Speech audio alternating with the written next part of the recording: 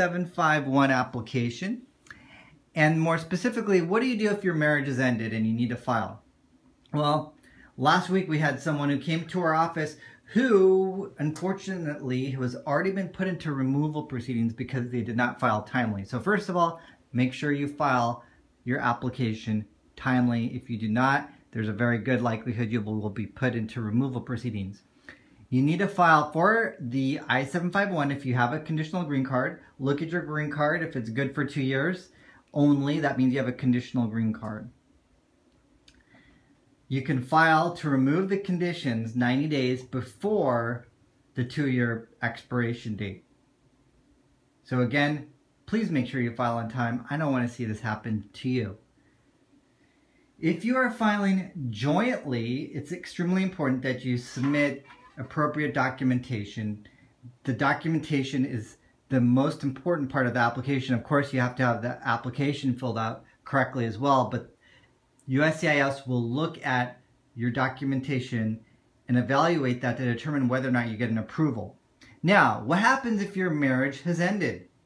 Then you must demonstrate that you had a bona fide relationship if you file based on the fact that you had a good faith marriage. So what does that mean? That means that when you entered into your marriage, it was real. It was not fake. You intended to stay together for the rest of your lives. And the way that you can demonstrate that is by providing the appropriate documentation.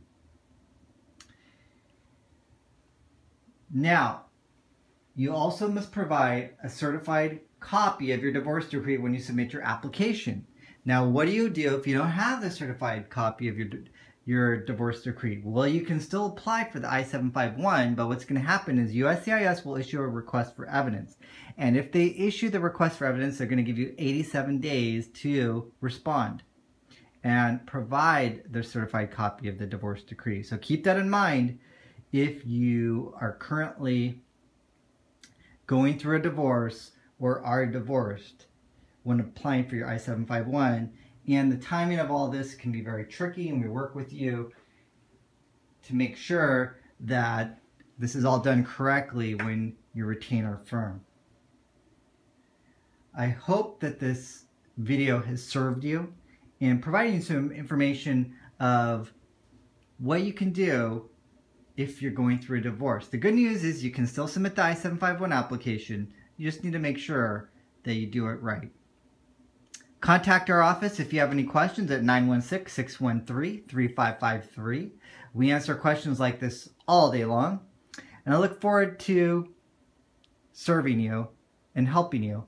And if you have any other questions, email our office and let us know what they are so we can answer them. Click on the pictures above that best describes the service you're seeking. I'm attorney Kaushik Ranchal with the Ranchal Law Group. Whether you're trying to determine the type of visa or green card you qualify for, or just need tips on what to look for in hiring an immigration attorney, we have the answers.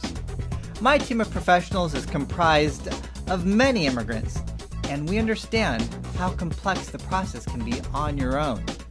Give my office a call today for a free consumer's guide on hiring an immigration attorney.